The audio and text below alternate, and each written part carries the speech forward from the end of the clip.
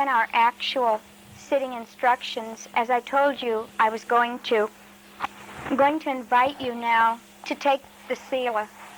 The way we do this is all of you together simply repeat after me each precept. As I say it, I'll say them one at a time, and then you simply repeat it. The precept against killing. This precept I undertake to keep. The precept against killing. This precept I undertake to keep. The precept against taking what is not given. This precept I undertake to keep. The precept against taking what is not given. This precept I undertake to keep. The precept against sexual misconduct. This precept I undertake to keep. The precept against sexual misconduct. This precept I undertake to keep. The precept against wrong speech.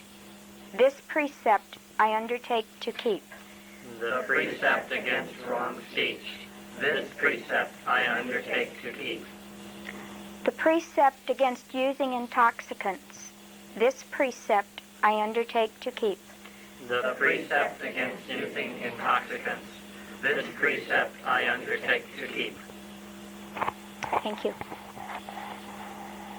I'm going to tell you briefly before I lead you through it what I'm going to be leading you through as the introductory practice to working with the breath. If you have worked with the breath in any other form of meditation practice, please try to forget that now, because each different form of meditation has its own ways of working with the breath. And the way that we work with the breath in this practice provides a foundation for the remaining parts of the practice that I'll be teaching you. I will be leading you through this, but I'm going to tell you what I'll lead you through. I'll ask you first just to become aware of your breathing without any attempt to control it or change it. Just become aware of how it is. And then let your awareness start picking out where in the course of the breath you can feel it the most clearly or most sharply, where the sensations, the physical bodily sensations associated with breathing are the clearest or the strongest. And there will be three particular places that I'll suggest that you pay attention to. One is where the upper lip and the nose meet, the sensations associated with the flow of the air over that location. The second is in the chest, the sensations in the rising and the falling of the chest. And the third is at the abdomen or diaphragm, underneath the rib cage in the front of the body, the sensations associated with the rising and the falling of the diaphragm. I'll then instruct you that if one of those three places is clearer or sharper to feel the sensations of, to direct all your attention just to that area and focus your awareness there, not having the awareness move with the breath anymore, but stay in that one place. If after a reasonable period of time no particular place stands out as sharper or clearer than another, then I'll ask if you're drawn toward one or the other. And if you're drawn toward one, then you'll go to it. Then finally, if nothing has stood out as sharper, if you're not particularly drawn toward one, finally you'll just arbitrarily choose one. Once we've chosen the place where we watch the breath, we stay with that place for the rest of our sittings until such time as a teacher might suggest that you change the location at which you watch the breath. It may become more clear or more sharp somewhere else, but we stay with our original location. We choose the sharpest and clearest place in the beginning because we're trying to get concentrated on that place, and it's just easier to do if something stands out or if we're drawn to it. But after that, it doesn't make that much difference, and we stay with it even when it gets harder to perceive. That forces us to bring our awareness closer. Then and we don't choose a new place each time we sit again.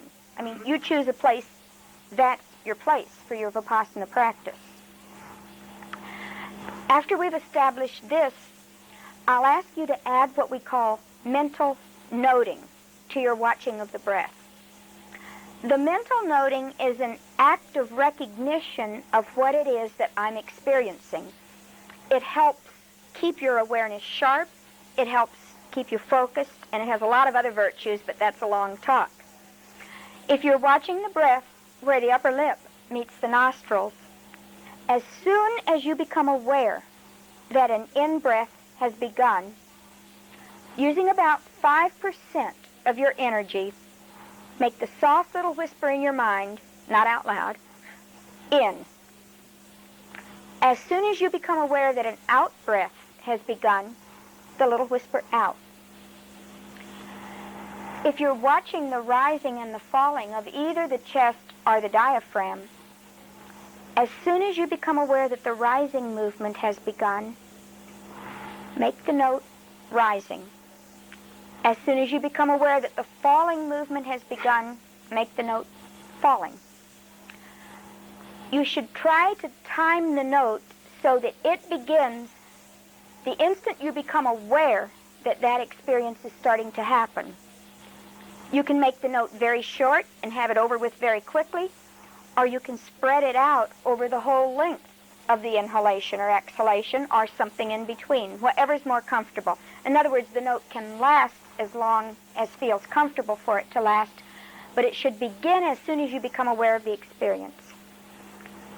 Don't anticipate the beginning of the inhalation or exhalation, though, because then it becomes a command to your body to breathe in. Command to your body to suck the breath in.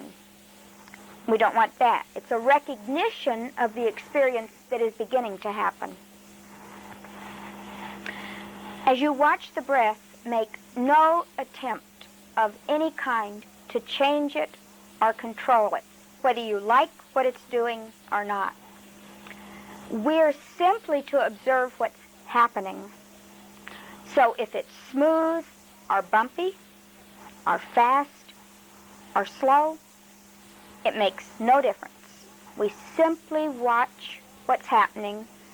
We watch it using our mental noting to keep our awareness sharp and clear.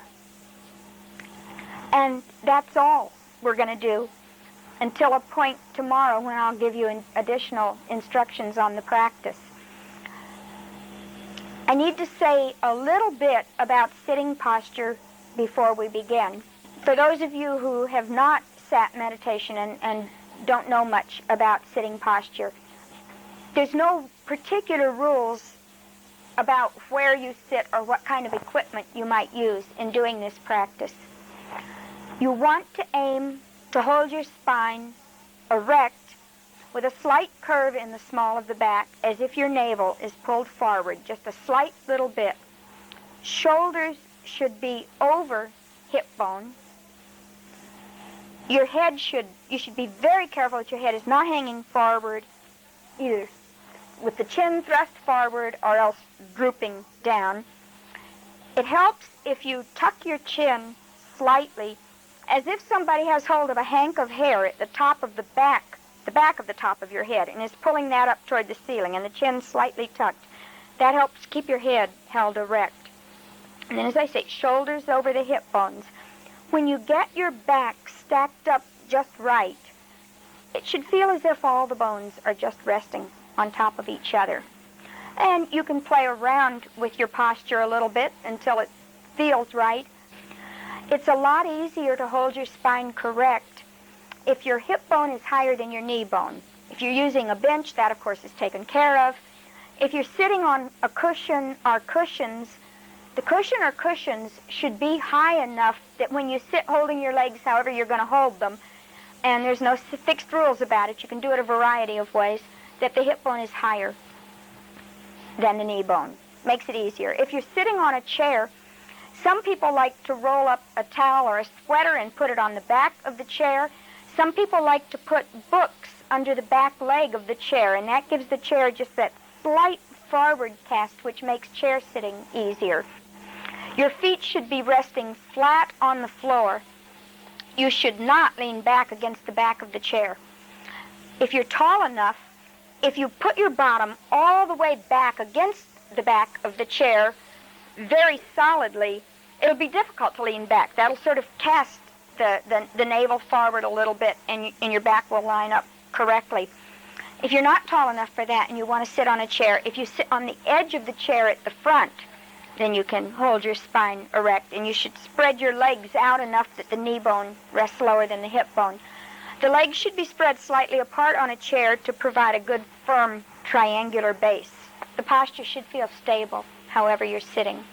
If you're sitting cross-legged, the simplest is to take one leg, bend it, bring the heel in as close to the groin as you can, lay it down in front of you, pick up the second leg, bend it, and just lay it on the ground right in front of the first one. That's called Burmese style, and it's the simplest. It's entirely permissible, if you're seated high enough that you can do it, to sit what's called Taylor style, which is our ordinary cross-legged position. But because your knees are up, you need to have a little more height underneath your bottom. Some people, and when I sit, I usually like to do this, like to rest one leg up on top of the other. This is uncomfortable if your legs are not flexible and loose, but that's another alternative. And if you can do something fancier, more power to you. You don't want your seat to be a preoccupation. You want it to facilitate your practice. That does not mean that you will not have some discomfort with it during the week. You will have some discomfort, and we will be talking about that.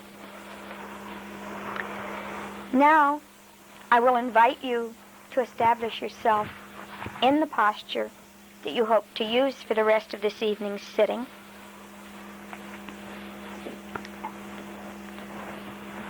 Check to see that your shoulder bones are over your hip bones. Be sure that your shoulders are not tightly scrunched and pulled up around your neck. Many people make that mistake when they try to sit with an erect spine. Shoulders should be hanging loosely. Slightly tuck your chin and have the back of the top of your head, the highest part of your head. And be sure that your head is not hanging forward over your chest in any way.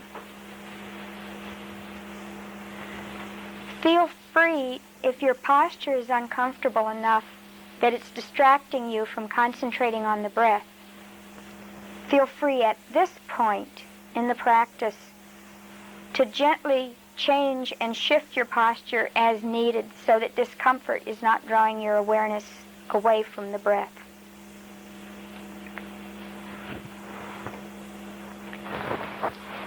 Let your awareness come to your breath and simply watch the breath moving in you. Make no attempt to control it or to change it. Simply let it flow as it wishes to flow.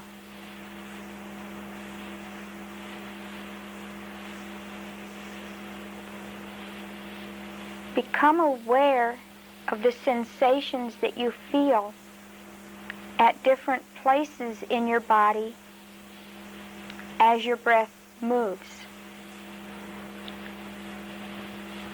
The sensations where the upper lip meets the nostrils. The sensations in the chest and in the diaphragm as they are moved by the breath.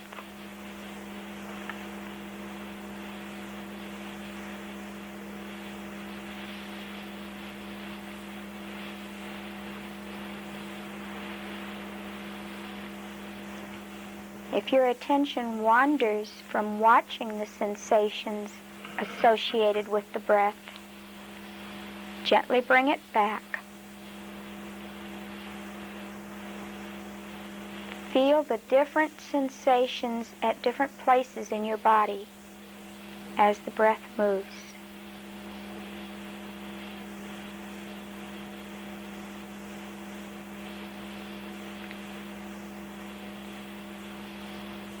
see if you can feel the breath more clearly or more intensely where the upper lip meets the nostrils, or in the chest, or at the diaphragm.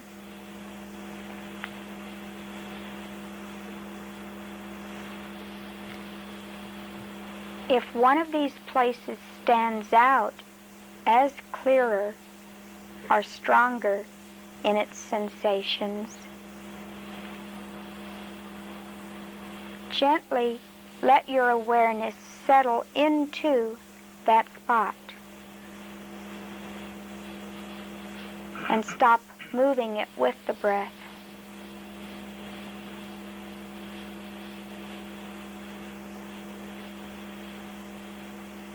If one place is not more clear than the others, carefully feel again how the sensations feel at each of those three places.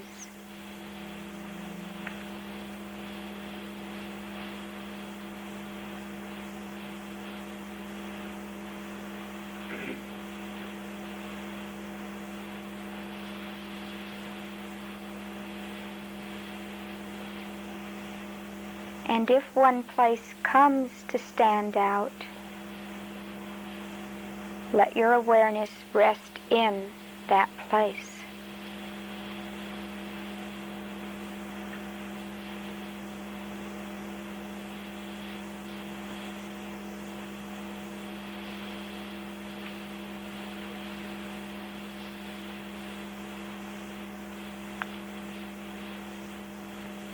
If one place does not feel clearer or stronger in its sensations yet, see if you feel more drawn to one of those three places. And if so, let your awareness rest in that place.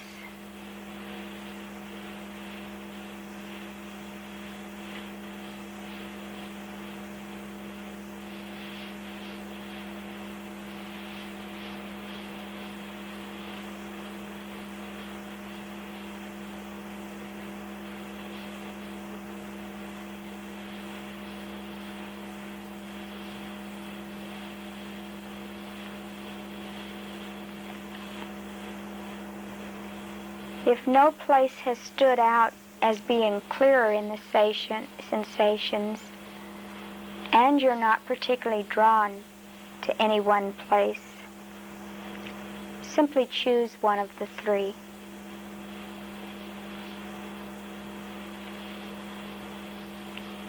And in the location where you are watching the breath, bring your attention very close to the sensations occurring there. Not as if you're looking down at them from the top of your head, but with your awareness actually inside the sensations themselves.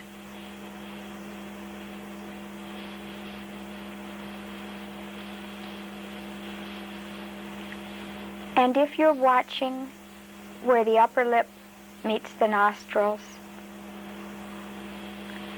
as soon as you become aware that the inhalation has started, make the soft little mental note of in, using about 5% of your mental energy. 95% should be watching, feeling, experiencing the sensations as closely as you can.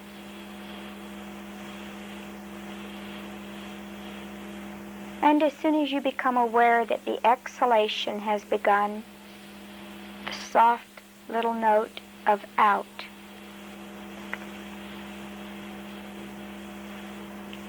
If you're watching at the chest or at the diaphragm, as soon as you become aware that the rising movement has begun, make the soft mental note of rising. And as soon as you become aware of the falling movement, note falling. Your note should be concurrent with your awareness of the beginning of each experience that you're noting. And the note can last as long across the experience as feels comfortable to you.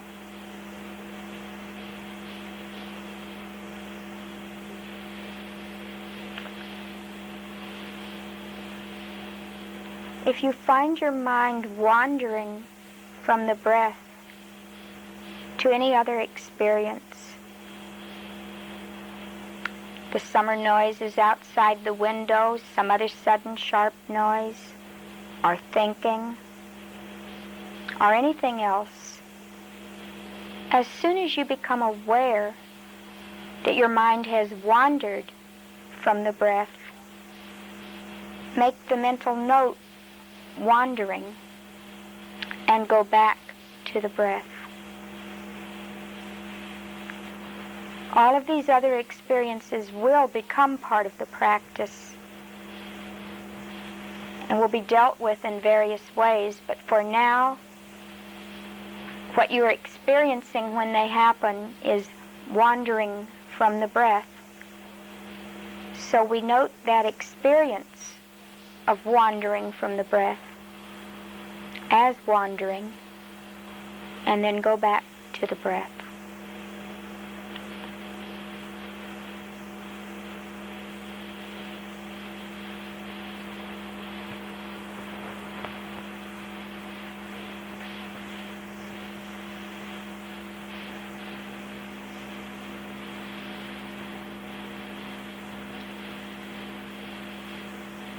Have your awareness inside the sensations.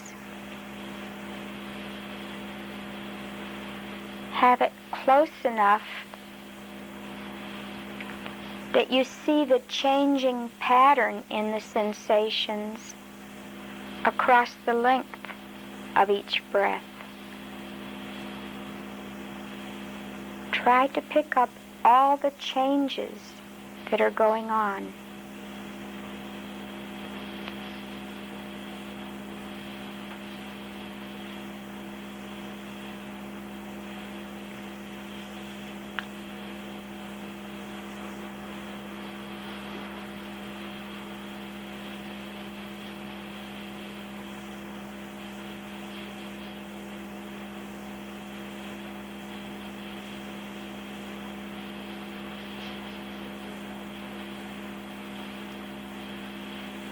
Very close attention.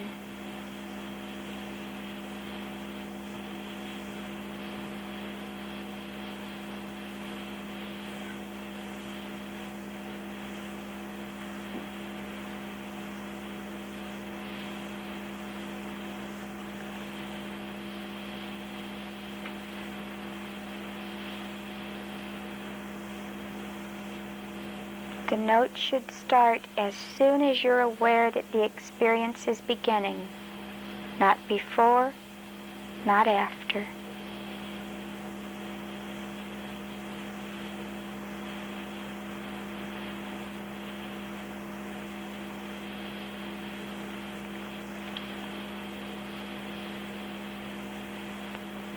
No attempt to control the breath. Let it flow as it will, and simply watch the sensations associated with it at your chosen place.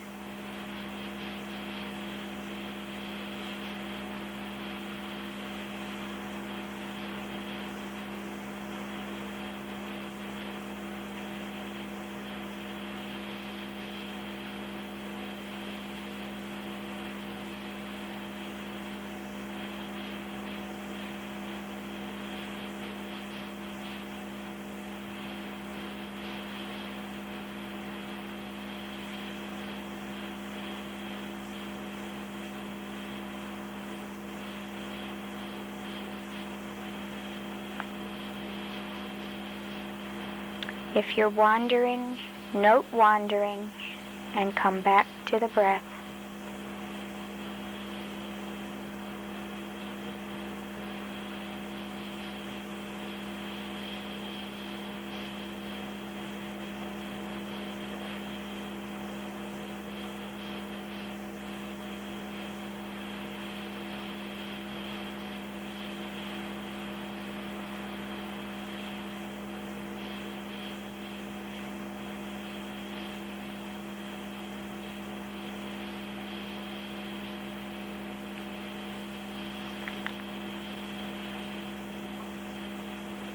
Awareness inside the sensations themselves.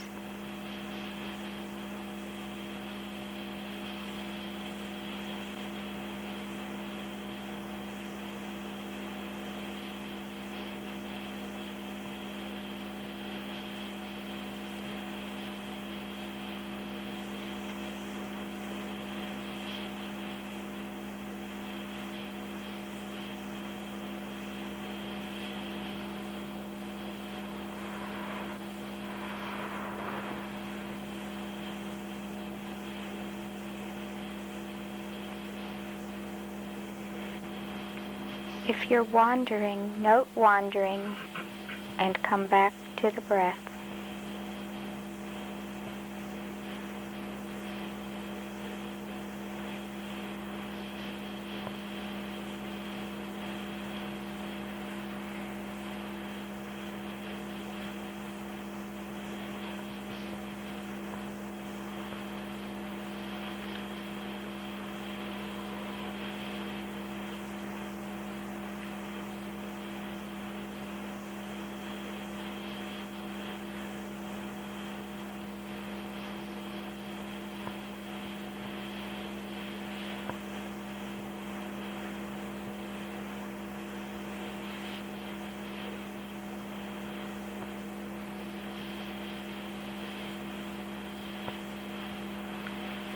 No attempt to control the breath. Let it be as it is.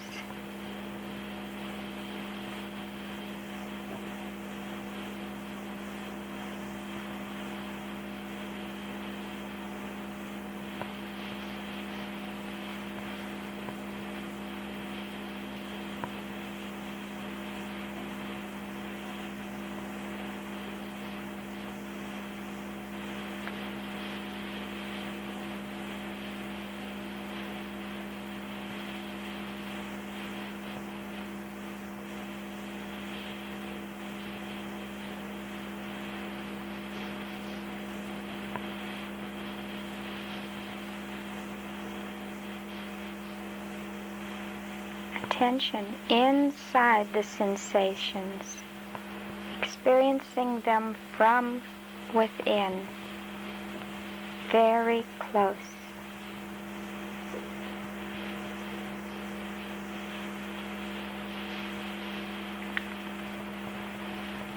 Keep aiming your mind at those sensations at the place that you're watching.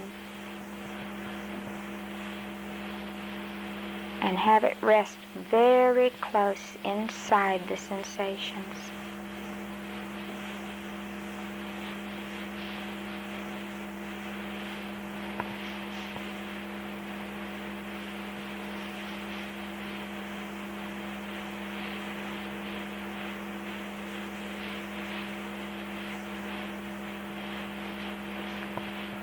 The mental note, starting as soon as you become aware that the experience is starting.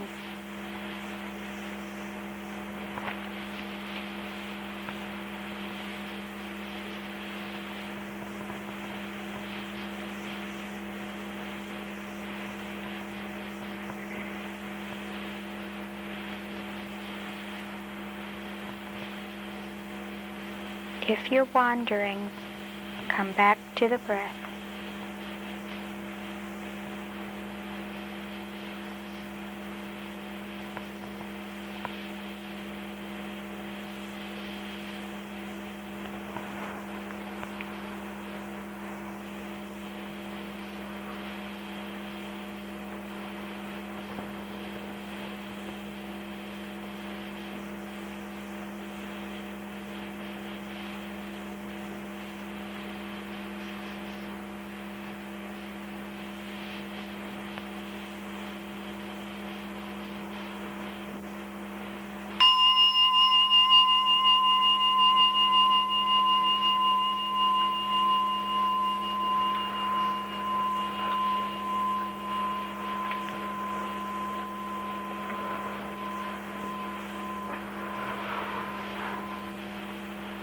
That's very short, but we know some of you have been traveling a long time today and need to get to rest.